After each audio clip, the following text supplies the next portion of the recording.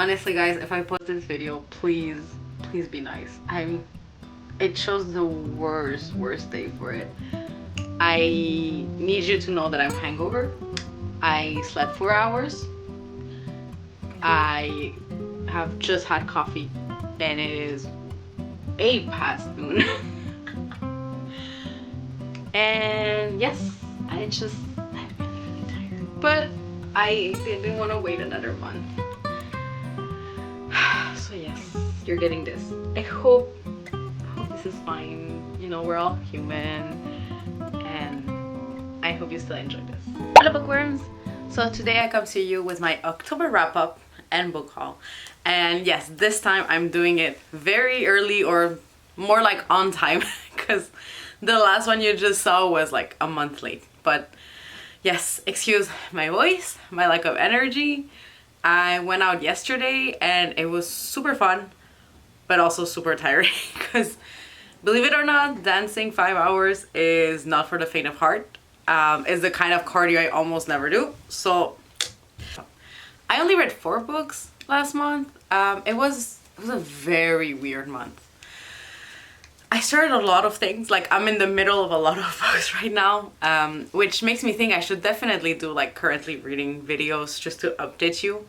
Because now I did annotate like 2 did not finish, like DNFs that I did, but it's not something I usually keep up. Mostly because when I DNF a book, especially if I just like, because I'm a mood reader, if I just pick up a book in my shelf and I'm like, currently not in the mood for it, I just put it back, and it's not like I'm never gonna read it. It's just, I know it's just not for the mood right now. So this is why I don't keep track of them. But this time I did take a note of the DNFs because it did took a few hours of my time.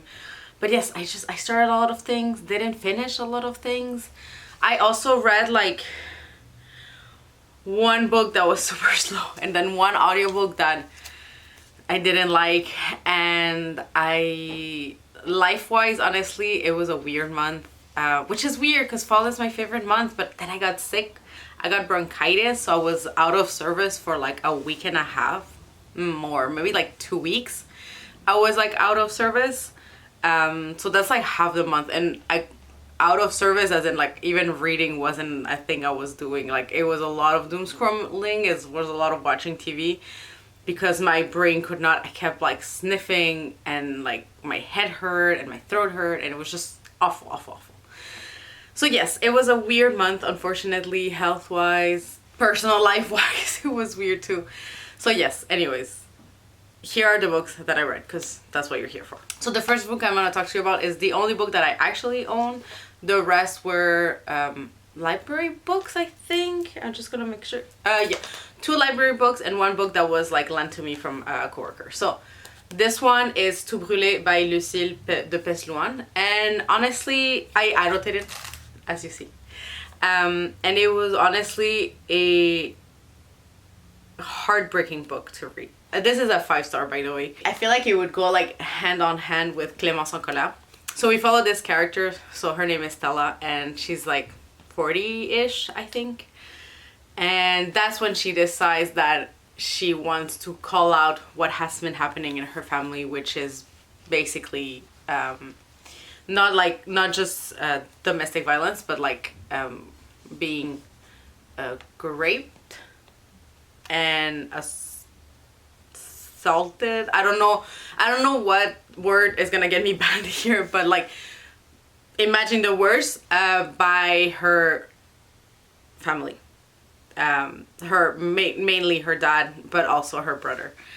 And it is the harshest thing to read. But I think it's also so not something that people talk about. And so I think having women write stories like these that can really, I would say, make you feel less alone in such a taboo subject, but also because in this case Stella is going to the court, like she is making this somewhat public. You know, she has a lawyer and everything, and she like it affects, you see how it affects her family, because she comes out of it with her family because she wants other testimonies, because it has happened to some of her cousins that she knows. And some of them do support her, but a lot of them are like, well, it's family, it should be personal, it should stay in the family, and like we should arrange it with ourselves. And it's like some things you cannot like, and it's like with these people you can't, like, I just, yes, it triggered me. It was so angering of a book to read, because I hear people say that, and I hear people having those mindset of like, you shouldn't talk about it, and like it should stay hushed and taboo, and but it's like, no, like the more it says hushed and taboo, the more it happens, and you just don't know it because people don't talk about it. So anyways, that was such an interesting book, because it doesn't just talk about that, it talks about the whole family dynamic too, and how it's like more insidious of like other types of violence, psychological violence, and it's not just towards her, and it's not like, it's yes the mom, but like even the brother, like how violent the father is towards him. Like it's so all encompassing, and it shines such a light on how easily family ignores all the red flags just because it's family. It just, and it's, the concept angers me so much. But yes, anyways, that 5-star, loved it. Honestly, I think you need to have a slightly strong stomach. To me, it wasn't, like, yes, it had triggering moments, but like, I think you could, like, the way it's written, I feel like it's very purposeful, and it's not gratuitous. It's not just like for the shock effect. I think it was really, really well written. So yes, that I can recommend. I don't know if it's translated in English, honestly. I don't think so, because it's fairly new. It came out last year. If you speak French, yes, you should definitely pick that up.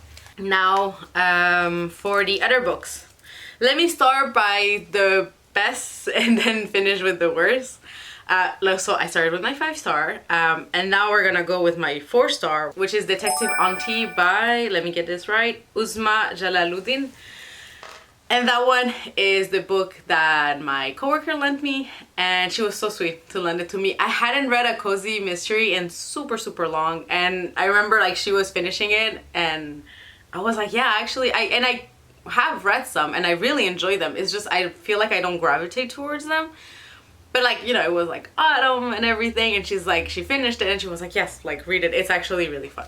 And it was like, it was set in Toronto, and then you follow this auntie who is like around 50, but like she has like this very traumatic event happen which made her move with her husband to a further away from Toronto. I want to say like 2 hours maybe away. I don't remember. North Bay maybe. I don't have like quite the memory of what the other city she moved to. But yes, like after, well, it's not a spoil, but like her son dies young. And so she moves away, and then she leaves kind of like her older sister, like her older daughter that's already grown and has a family, and like her other son, he moves abroad. So everyone's kind of separated, and she's like living her grief of the son passing away, and then her husband also passes away. So she's dealing with a lot of grief, very isolated kind of. I mean, yes and no, because she does have friends there in her, like the new city she moved.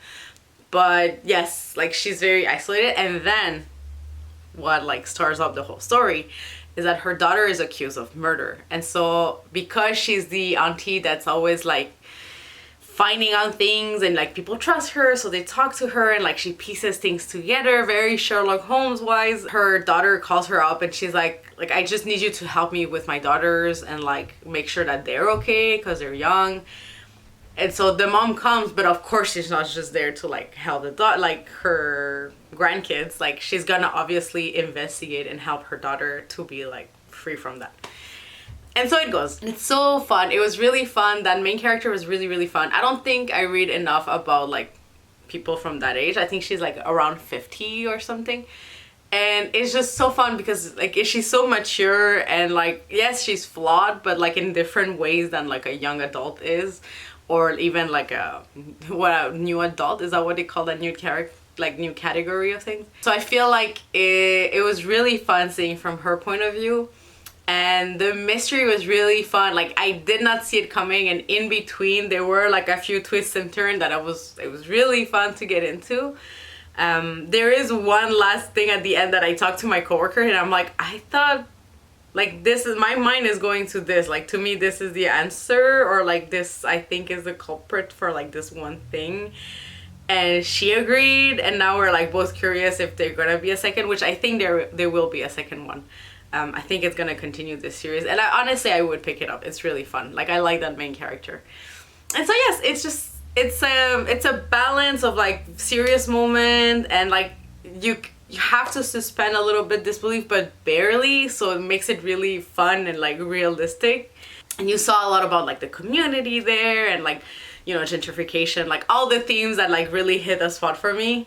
It was there. So yes, that was a 4-star for me. I really enjoyed it. And I do have Much Ado About Ada, maybe I think it's called, from the same author. So I knew the author, like I haven't read that one, but I knew the author from it because I owned the book. I don't know where it is. So when I saw my coworker read it and like I saw the author, I was like, I'm gonna give it a try with this one, even though I wanted to read the other one, because the other one is a retelling of Much Ado About Nothing. So yes, anyways, just a little tangent. The next one that I read was Pink Slime by Fernanda Trias, and that one is a 3-star, which isn't bad. It was written during the pandemic, which I call the panini. It's a thing that stuck to me. I feel like if I had read it when it came out, like in 2021, I think it came out, I think I might have enjoyed it more.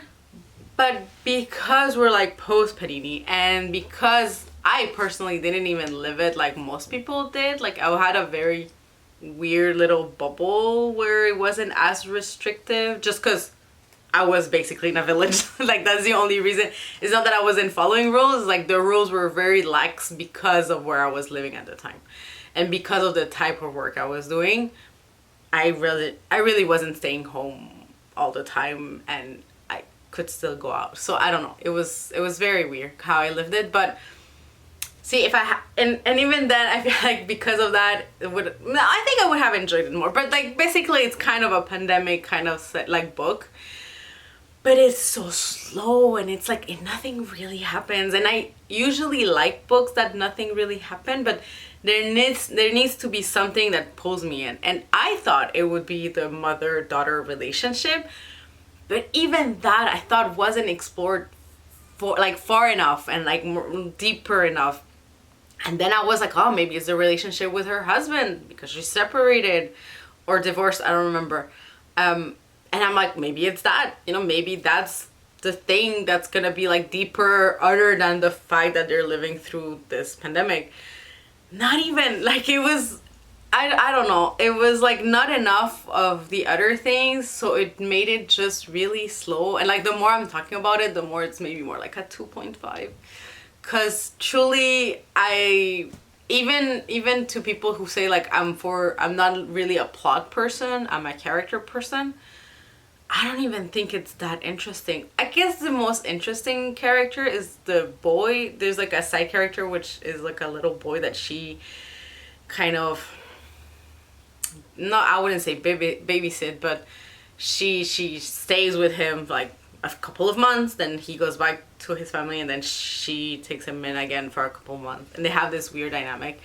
And I guess that boy is the most interesting thing, and even then it's like you kind of just have to accept things because not a lot is explained, and it's just, I don't know. The whole time I was waiting for something to happen, a deeper thing, a more meaningful thing. And it's not that it wasn't meaningful at all, or that it wasn't deep at all, but it's just considering other like dystopian books that I've read, and I'm not just talking about the YA ones, like adult dystopian, I just think it wasn't enough for me. It really was not enough. Maybe if it had been a short story, you know, like maybe then it would have been like really packed and so made an impact that the author wanted. But in the format it was and how long it was, which again wasn't a long book, thank God, but it took me forever to read because it was way too, like it was too stretched out, way too stretched out. And I really wanted to like it because I love like books in translation, and it's like horror-ish, and it's,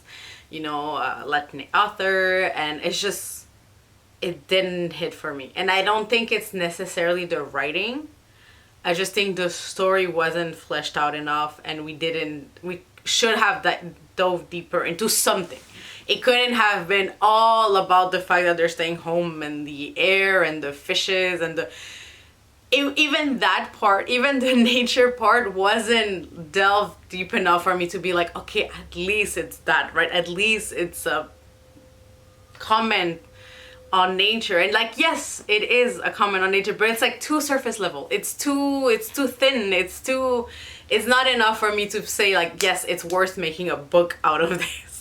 I know it sounds super harsh. It's just like, it took me so long to read it, and I'm like, it's so disappointed that I kept waiting for something, and then it ended, and I was just like, thank God it ended. Like, truly, I was so done with reading and waiting for something to click, and it's just, unfortunately. I think it's more of a 2.5, honestly. Then the last one that I read was Witches by Brenda Lozano. And see, this is one of the rare instances that it is the writing the problem.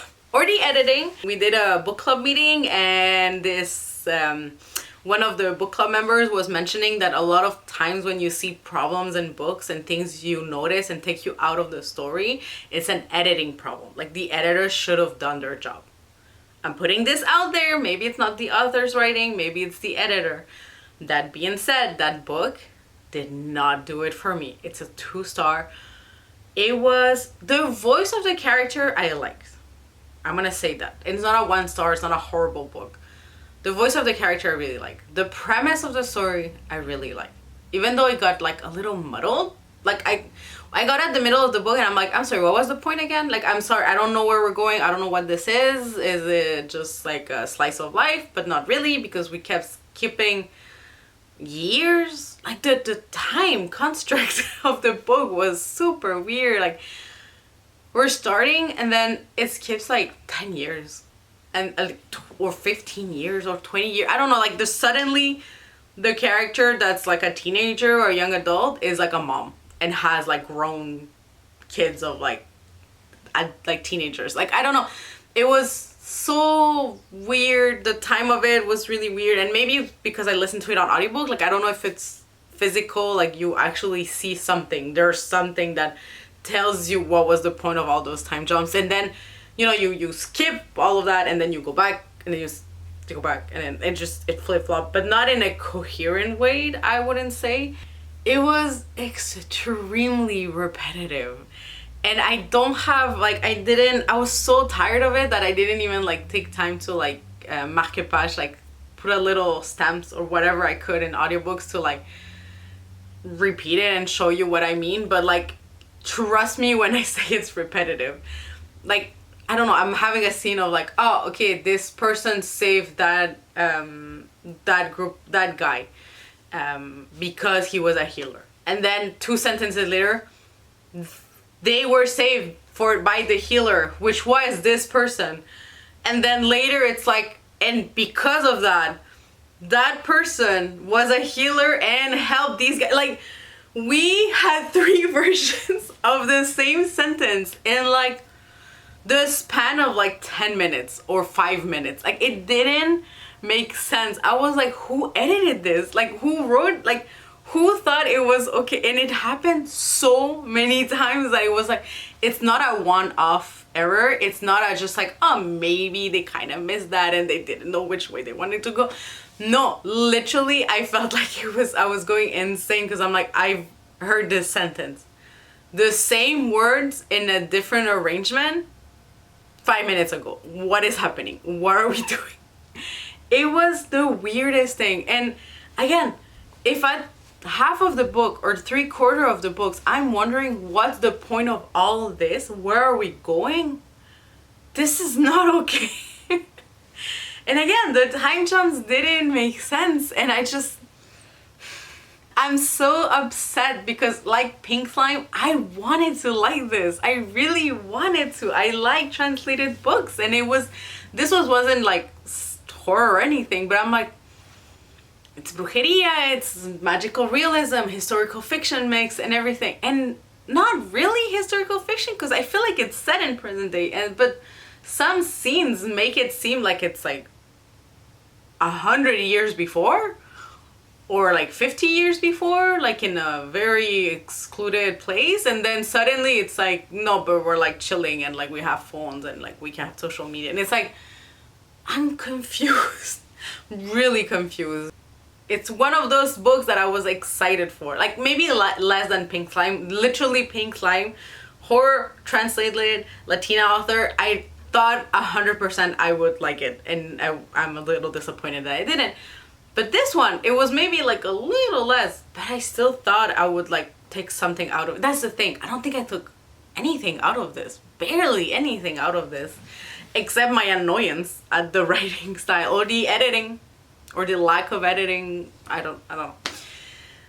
So anyways, you will understand why I didn't read that much. Like really didn't have, compared to last month, I really didn't have a lot of faves. I really, it's just, yes, I guess I didn't pick the right books this like last month. I'm telling you, this was a really weird fall month. Like October was weird in so many ways, and even my like reading, it was, I didn't like it. I'm hoping November is better. Anyways, on a happier note, let's do the book haul. Okay, so if I moved, it's because I needed a coffee. Honestly, this slight hangover is not helping, and I just got really upset about my month. This actually makes more sense like this because it's a little ghost. But, I mean, now it has lipstick. Anyways, so let's do the haul, which again, another disclaimer. I know, I'm really trying not to, this sounds, it looks like so many books. I'm really trying not to buy that many books. Okay, actually this month I did buy more books full price. And I want to say that maybe there's a possibility that I've used the buying of books as a coping mechanism to the crappy month I had. So it could be that, honest, if I'm completely honest with myself. But yes, anyways, I'm still really happy about the books that I got, so I don't totally care, but here they are. First, I got Strange Pictures by Uketsu, which is a Japanese mystery horror that's kind of, I don't know how to, so wait, there's the, it looks really cool. It's a mystery you kind of unfold with the book. So you have like images, and then you have wait, I just saw one, you see graphics. I don't know if it's gonna focus. It's such a weird concept. I love it. Like I don't know when I'm gonna read it, but I feel like it's definitely, oh my god, I just saw the the author's picture is crazy. Yes, so I don't know when I'm gonna read it, but I feel like it's the kind of book where I want to read it front to back in like as short amount of time as I can, because I am someone who elongates the books. Like I usually take over a week to read a book. This, I'm gonna try not to do that, and I'm very curious. There's a lot of that. I think there's at least 2 other ones that have been translated, so I'm very excited. And if I like it, I might get the other 2 like mysteries. And these I got at Distill, which is a bookstore in Montreal that I mean, I just went to see actually. This is the first time I've been following them on social media for a moment, but it's the first time that I actually went to see the bookstore, and it's so pretty. It's like so, it would look, honestly, it would look a little cold, but their selection is pristine. Like honestly, in love with the book selection they have. It was hard to only pick 2 books. Like I was ready to pick like at least 2 other books. So if anything, willpower. But anyways, here are the 2 books that I got. I got A Sunny Place for Shady People by Mariana Enriquez. They're short stories and just one of my favorite authors, so I had to get her other short story collection. And I was waiting to get the paperback of it because I think I have all of her books in paperback, so I kind of wanted to keep it that way. It's just one of those little things. So yes, I'm really excited about this one. And then I got A Carnival of Atrocities by Natalia Garcia Frey, which again, translated from Spanish, both are. Sorry, there you go, both are. And this one, I don't remember like that, but I remember liking the synopsis. I'm so sorry. I'm at a loss at word. This was the worst moment to film this. Yes, I should have waited a better moment. Anyways, it's happening. But this one is from an Ecuadorian author, so I was really curious. I don't think I've read that many Ecuadorian authors, so there's this one. It's fairly short, so I don't think I'll take too long to read it. Oh, love her author picture. It's really cool. It takes the whole page. So yes, really interested in this one.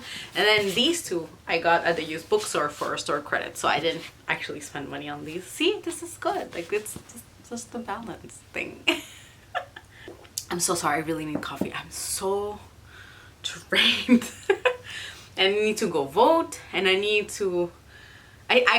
am going to the used bookstore again. I want to have another pile of books that I want to like see if I can get store credit for, and then maybe get a book.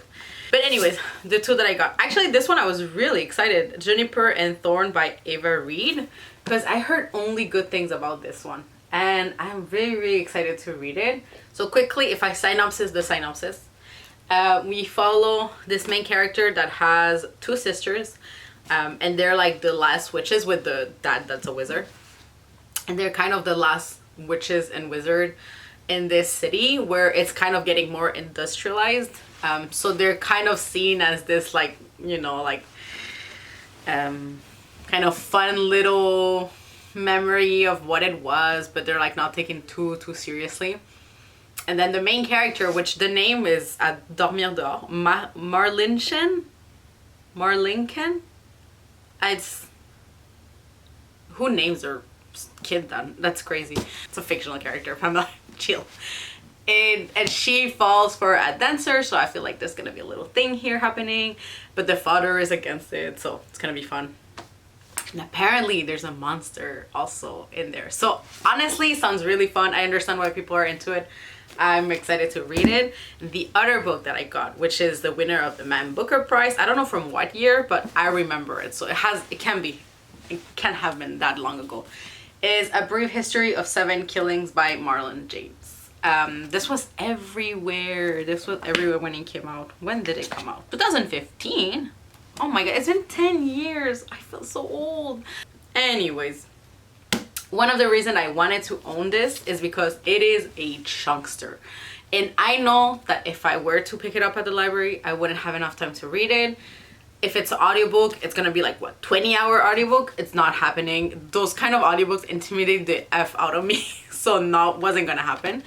But yeah, it's like a almost 700-page book, written fairly small. But yes, I'm very intrigued, and I had heard back in apparently 10 years ago, I had heard good reviews, so I'm excited to read it, but I just know it's the kind of book that I need a physical copy of it. So yes, I hope you enjoyed the video.